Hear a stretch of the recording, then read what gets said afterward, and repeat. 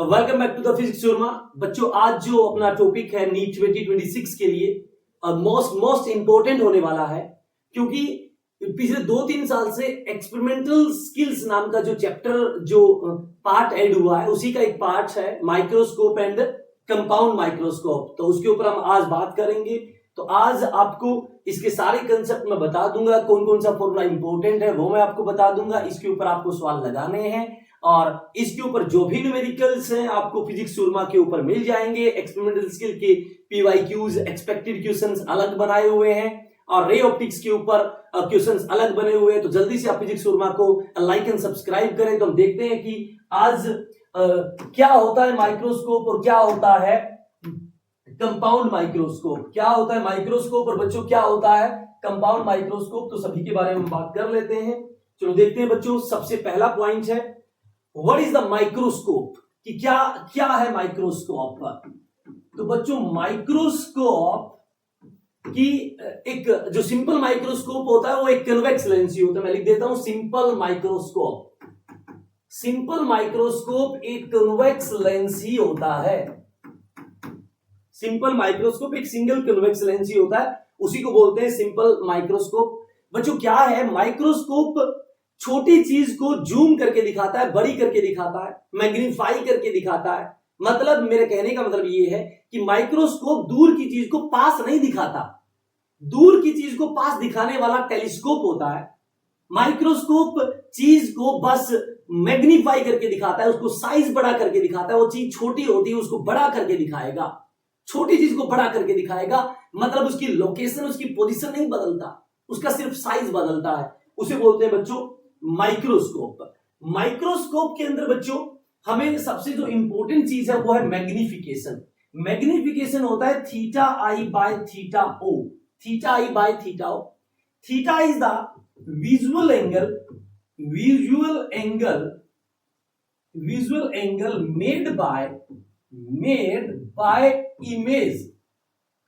Made by image. और जो theta O है वो है विजुअल एंगल मेड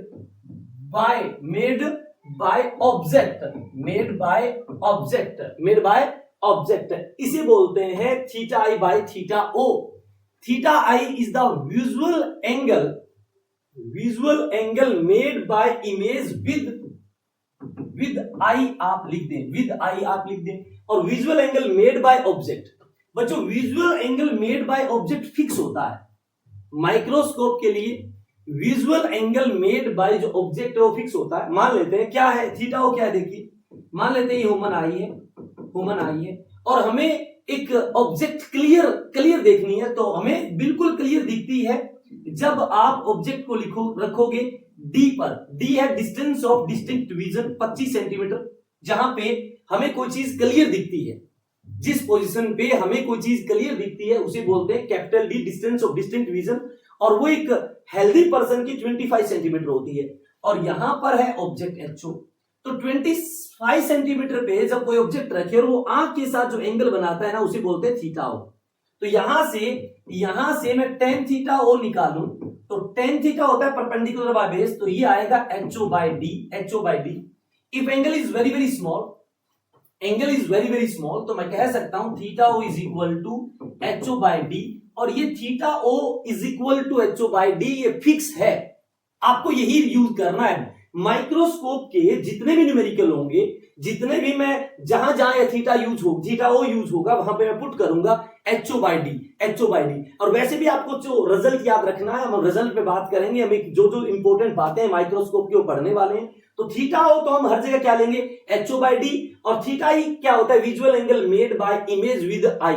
मतलब इमेज बनेगी और इमेज कितना हमारी आंख के साथ एंगल बनाती है वो थीटा ई। और थीटा ओ की जगह हम क्या पुट करेंगे HO बाय डी। अब देखते हैं बच्चों क्या है, एक कन्वेक्स लेंस है जिसकी फोकल लेंथ है f।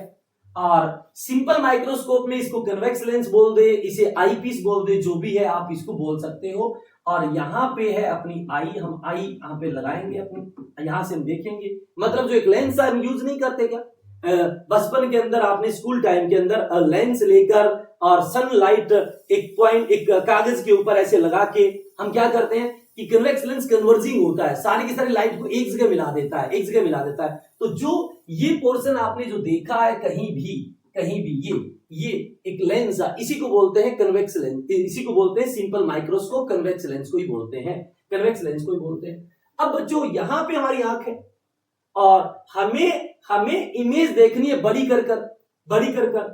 अब कन्वेक्स लेंस दो टाइप की बड़ी इमेज बनाता है, एक इंफिनिटी पे बड़ी इमेज बनाता है, तो वो कब, जब ऑब्जेक्ट फोकस पे होगी तो इमेज यहां बनेगी बड़ी, रियल इन्वर्टेड, बट आंख तो आपकी यहां रहेगी, इमेज यहां, तो हम देख ही नहीं पाएंगे। तो हम कहां चाहते हैं, आगे ही इमेज बने, वो इमेज देखना चाहते हैं हमारे सामने ही, और आगे इमेज वो वर्चुअल बनाता है। वर्चुअल कब बनाता है, जब आप जो ऑब्जेक्ट है ऑप्टिकल सेंटर और फोकस के बीच में, मान लो आपने यहां रख दी ऑब्जेक्ट HO, यहां पे रख दी HO, एक तो रह जाएगी पैरेलल, जो पैरेलल जाती है वो फोकस से होकर गुजरेगी, ऐसे जाएगी साइड, और एक जो ऑप्टिकल सेंटर से गुजरती है वो ऐसे आएगी। अब ये दो रे डाइवर्जिंग है, हमारी आंख को लगेगी ये कहीं पीछे से आ रही है, और जहां पे दोनों रे कट करेगी वहां पे क्या बनी है, इमेज HI, और ये मैग्नीफाइड है, ये इमेज मैग्नीफाइड है, वर्चुअल है, इरेक्ट है और मैग्नीफाइड है, वर्चुअल है, इरेक्ट है और मैग्नीफाइड है। तो सबसे बड़ा सवाल तो ये कि जो सिंपल माइक्रोस्कोप है उसमें किस तरह की इमेज बनती है, virtual, erect and magnified. Image virtual, erect and magnified, magnified, ये प्रॉपर्टी है image formed by simple microscope. Simple microscope ये इमेज बनाता है, इमेज आपसे पूछे तो यही आपको बता देना है। अब है ये आपकी इमेज है, और इमेज इस O के साथ, मतलब हमारी आई पीस के साथ या आंख के साथ जो एंगल बनाता है उसे बोलते हैं थीटा आई। और ये यहां पर आपने ऑब्जेक्ट रखी है, ऑप्टिकल सेंटर से ऑब्जेक्ट की दूरी है। अब ये जो लेंस है हमारी आंख की तरफ, इसे आई पीस भी बोल सकते हैं, तो इसको U बोल सकते हो या UE, का मतलब आई, E का मतलब आई, UE आप बोल सकते हो। तो मुझे यहां से थीटा आई निकालना है, तो यहां पर टेन थीटा जो आई होगा ना, टेन थीटा आई होगा, वो होगा परपेंडिकुलर बाय बेस। परपेंडिकुलर आपका क्या है, HO है, और बेस आपका UE है, इसको नाम दे दो इक्वेशन 1। तो यहां से थीटा आई की वैल्यू आ गई HO बाय UE, थीटा आई की वैल्यू आ गई HO बाय UE। अब मुझे चाहिए मैग्निफिकेशन सिंपल माइक्रोस्कोप का, तो मैग्निफिकेशन होता है theta I by theta O, theta I by theta O। Theta I मैंने अभी बता दिया आपको, HO by UE, HO by UE, और मैंने आपको बताया जो थीटा O है वो फिक्स होता है कितना, HO by D, HO by D। तो HO से HO कैंसिल, तो मैग्निफिकेशन आ गया D बाय UE, मैग्निफिकेशन आ गया D by UE, D by UE आपका मैग्निफिकेशन है। अब मुझे पता है कि आपने लेंस यूज किया है, यदि आपने लेंस यूज किया है तो लेंस फॉर्मूला आप यूज करोगे। लेंस फॉर्मूला क्या होता है, 1/v minus 1/u is equal to 1/f। अब आपको पता है इमेज तो इसी साइड बनी है, तो ये माइनस का हो जाएगा, माइनस का 1/v। ऑब्जेक्ट भी इसी साइड है, तो माइनस माइनस प्लस का 1/u is equal to, convex lens है फोकल लेंथ पॉजिटिव ही रहेगी बच्चों। 1/v बराबर क्या आ गया, 1/f, यहां से 1/u की वैल्यू कितनी आ गई, 1/f प्लस का 1/v, प्लस का 1/v। तो 1/u की जगह पुट कर दो, ये सारा का सारा आई पीस है, तो u को u ही लिख सकते हो और f को fe भी लिख सकते हो कि focal length of eyepiece. तो 1/u की वैल्यू आई, 1/u की वैल्यू आई d इंटू 1/fe प्लस में 1/v प्लस में 1/v, v is the image position. ये आपका मैग्निफिकेशन है सिंपल माइक्रोस्कोप का, ये बच्चों मैग्निफिकेशन है सिंपल माइक्रोस्कोप का। अब ये आपका मैग्निफिकेशन आ गया सिंपल माइक्रोस्कोप का। अब सुनो यहां पे, मैग्निफिकेशन दो टाइप से आपसे पूछे जाएंगे। मैग्निफिकेशन आपके दो तरह के मैग्निफिकेशन आपसे पूछे जाएंगे। एक तो पूछा जाता है स्ट्रेन्ड कंडीशन, एक पूछा जाता है स्ट्रेन्ड कंडीशन या नॉर्मल एडजस्टमेंट, स्ट्रेन कंडीशन का मतलब होता है image at capital D, image at capital D. Strain condition का मतलब जब आपको दिखे वो डी पर 25 सेंटीमीटर पे, बिल्कुल क्लियर दिखे 25 सेंटीमीटर के ऊपर, बट यदि आप किसी को नजदीक से देखोगे ना तो हमारी आंखों के ऊपर जोर ज्यादा पड़ता है, इसलिए उसे बोलते हैं स्ट्रेन कंडीशन का मतलब है इमेज एट डी। तो स्ट्रेन कंडीशन पे मैग्निफिकेशन का फॉर्मूला कितना हो जाएगा, डी डी 1/FE और प्लस में इमेज की पोजीशन आपकी क्या हो जाएगी कैपिटल डी। जब इमेज आपकी कैपिटल डी पे दिखे उसे बोलते हैं स्टेन कंडीशन। तो इसको सोल्व कर लेते हैं, ये आया D/FE प्लस में D/D कितना हो जाएगा 1। This is the magnification at strain condition, this is the magnification at strain condition. ये स्टेन कंडीशन का मैग्निफिकेशन हुआ। अब मैं आपसे पूछूं स्टेन कंडीशन का दूसरा, अब relax condition. Relax condition, relax condition का मतलब होता है बच्चों नॉर्मल एडजस्टमेंट। नॉर्मल एडजस्टमेंट भी लिखा आ सकता है, रिलैक्स कंडीशन भी आ सकता है, या image at infinity. Image at infinity, इन तीनों का मतलब एक ही है, रिलैक्स कंडीशन, नॉर्मल एडजस्टमेंट या V at infinity. Normal adjustment, normal adjustment, normal adjustment या V at image at infinity या रिलैक्स कंडीशन एक ही बात है। अब वी किस का इंफिनिटी पुट करोगे, तो वी किस का इंफिनिटी पुट करोगे तो मैग्निफिकेशन आएगा d इंटू 1/FE और 1/इंफिनिटी कितना हो जाएगा 0। तो आपका मैग्निफिकेशन आया D/FE, D/FE। तो D/FE मैग्निफिकेशन रिलैक्स कंडीशन पे, यानी कि जब आपको इमेज इंफिनिटी पे दिखे, और स्टेन कंडीशन के लिए मैग्निफिकेशन है D/FE प्लस 1, यानी कि स्टेन कंडीशन का मैग्निफिकेशन रिलैक्स कंडीशन के मैग्निफिकेशन से एक ज्यादा होता है। तो this is the everything about the simple microscope. अब हम क्या चाहते हैं माइक्रोस्कोप से, किसी चीज को ज्यादा जूम करके देखें, और यदि किसी चीज को ज्यादा जूम करने का मतलब है मैग्निफिकेशन हाई। और बच्चों मैग्निफिकेशन ज्यादा तभी होगा, मैग्निफिकेशन ज्यादा तभी होगा जब फोकल लेंथ कम होगी। इसलिए सिंपल माइक्रोस्कोप के अंदर शॉर्ट फोकल लेंथ का कन्वेक्स लेंस यूज होता है। सिंपल माइक्रोस्कोप में शॉर्ट फोकल लेंथ का कन्वेक्स लेंस यूज होता है, क्योंकि हम ज्यादा मैग्नीफाई करना चाहते हैं कि आपको बहुत बड़ी चीज दिखे। छोटी चीज को बहुत बड़ा करके देखेंगे तो मैग्निफिकेशन हाई, और मैग्निफिकेशन हाई तभी होगी जब बच्चों FE आपका छोटा होगा। इसलिए कन्वेक्स लेंस जो यूज होता है सिंपल माइक्रोस्कोप में, वो शॉर्ट फोकल लेंथ का यूज होता है, शॉर्ट फोकल लेंथ का यूज होता है। और जो इमेज बनी थी, इमेज मैंने आपको बता दिया virtual, erect and magnified. This is the everything about the simple microscope. अब आता है बच्चों कंपाउंड माइक्रोस्कोप। अब आता है बच्चों कंपाउंड माइक्रोस्कोप। अब देखिए कंपाउंड माइक्रोस्कोप क्या होता है। कंपाउंड माइक्रोस्कोप के अंदर होता है more than one lens, more than one lens, एक से ज्यादा लेंसेज यूज हो उसे बोलते हैं कंपाउंड माइक्रोस्कोप। यानी कि हमें मैग्निफिकेशन सिंपल माइक्रोस्कोप से भी ज्यादा चाहिए। हमें जो मैग्निफिकेशन है बच्चों वो सिंपल माइक्रोस्कोप से भी क्या चाहिए, ज्यादा चाहिए। हम और ज्यादा मैग्नीफाई करके देखना चाहते हैं, हम और ज्यादा मैग्नीफाई करके देखना चाहते हैं। यदि और ज्यादा मैग्नीफाई करना चाहेंगे यदि हम और ज्यादा मैग्नीफाई करना चाह रहे हैं बच्चों, और ज्यादा मैग्नीफाई करना चाह रहे हैं, तो हमें क्या करना पड़ेगा, हमें बच्चों क्या करना पड़ेगा, तो उसे बोलते हैं कंपाउंड माइक्रोस्कोप, उसे बोलते हैं कंपाउंड माइक्रोस्कोप।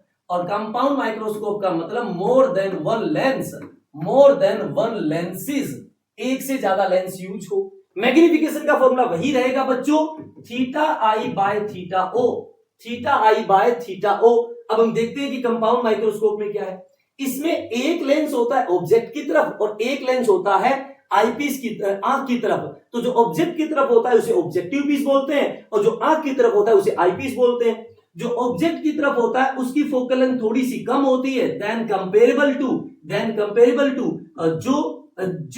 जो लेंस आई की तरफ होता है, जो लेंस आई की तरफ होता है, जो लेंस आई की तरफ होता है उसे आईपीस बोलते हैं, और जो ऑब्जेक्ट की तरफ होता है उसे ऑब्जेक्टिव पीस बोलते हैं, उसे ऑब्जेक्टिव पीस बोलते हैं। अब बच्चों क्या है, आपसे पूछे कि कंपाउंड माइक्रोस्कोप में किसकी फोकल लेंथ ज्यादा होती है, तो ऑब्जेक्टिव की कम होती है और आईपीस की ज्यादा होती है। बट ये लगभग इनको कंपेयर किया जाए, ये नहीं है कि एक बहुत कम और एक बहुत ज्यादा होता है, कंपेरेबली लार्ज होता है। जब आप कंपेयर करोगे तो पता लग जाएगा आईपीस की फोकल लेंथ ज्यादा है और ऑब्जेक्टिव पीस की फोकल लेंथ क्या है।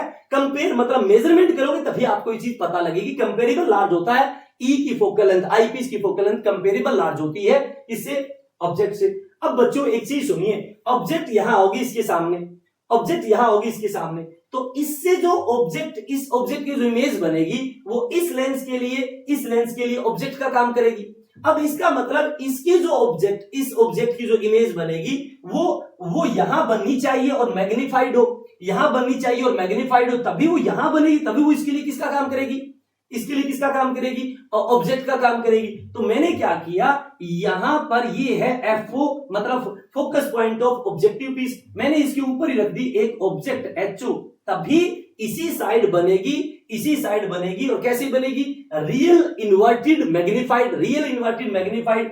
एक रही तो वही पैरेलल, जो पैरेलल जाती है वो फोकस से होकर गुजरती है, और एक जाएगी ऑप्टिकल सेंटर से, एक जाएगी ऑप्टिकल सेंटर से। तो यहां पर बन गई ये इमेज, यहां पर बन गई इमेज।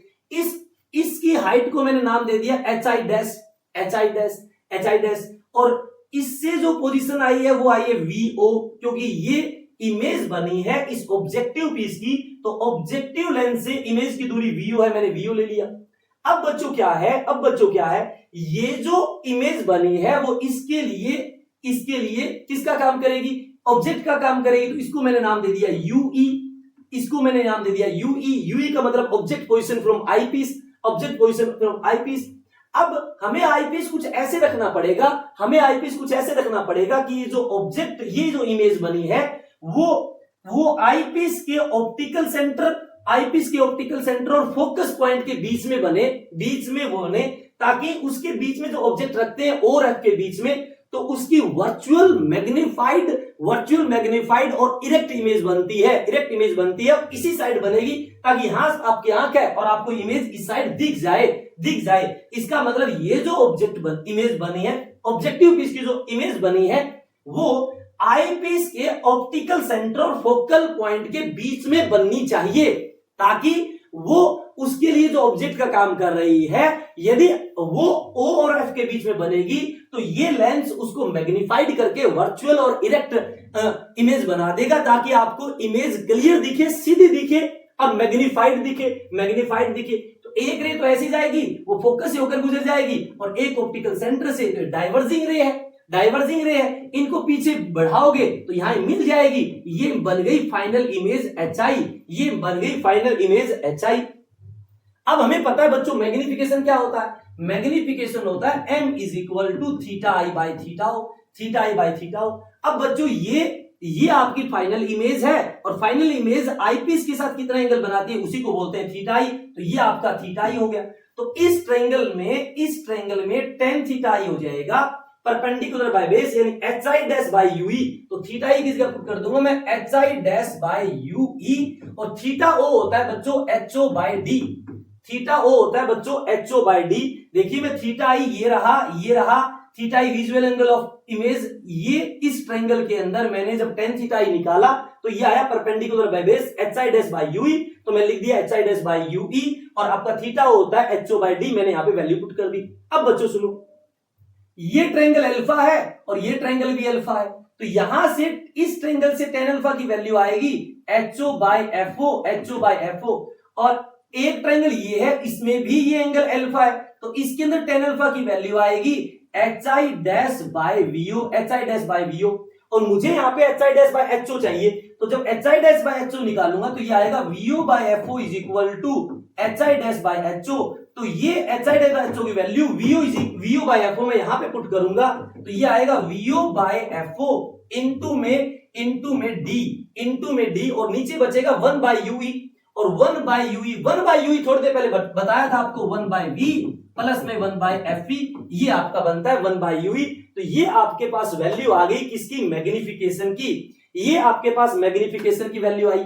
अब बच्चों आपको पता है कि इसकी जो यहां इमेज बनी है वो O और इसके F के बीच में बनी है, मतलब ये UE वेरी स्मॉल है। यदि UE वेरी स्मॉल है तो इन दोनों लेंस के बीच में जो गैप है ना वो लगभग तो VO बन गया, क्योंकि UE तो स्मॉल है, और ये इन दोनों लेंस के बीच में जो गैप होता है उसे बोलते हैं length of microscope, compound microscope. यानी कि आप VO को L पुट कर सकते हो, यानी L बाय FO D और into 1 by V plus 1 by FE, this is the magnification of compound microscope. अब बच्चों मैग्निफिकेशन दो केस में आपको निकालना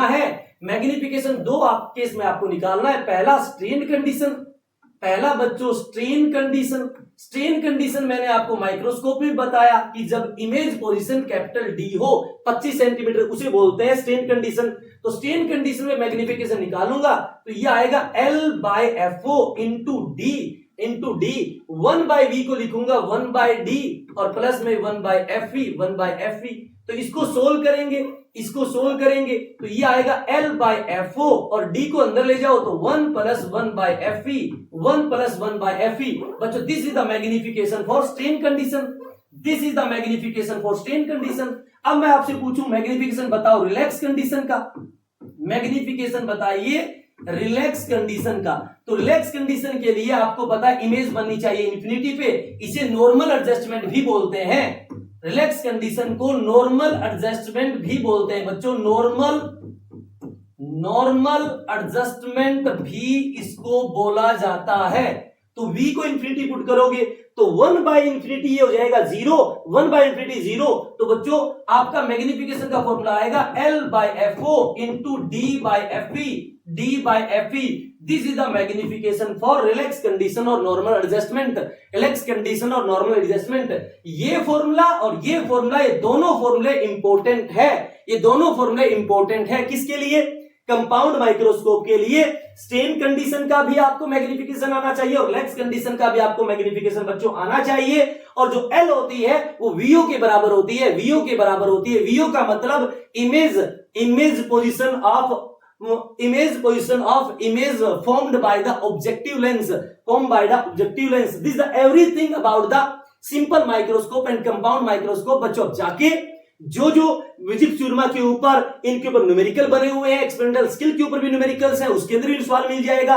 as well as ray optics के ऊपर जो भी मैंने एक्सपेक्टेड क्वेश्चन कराए थे उसके अंदर भी माइक्रोस्कोप और कंपाउंड के ऊपर सवाल मैंने करवा रखे हैं। तो वहां से आप वीडियो को देखिए और इसके ऊपर सवाल भी लगाइए, क्योंकि ये टॉपिक 100% नीट 2026 में आने वाला है। तो ऑल द बेस्ट बच्चों, जल्दी से जाके फिजिक्स सुरमा को लाइक एंड सब्सक्राइब करें और सारे के सारे क्वेश्चन बनाइए। Tata bye bye.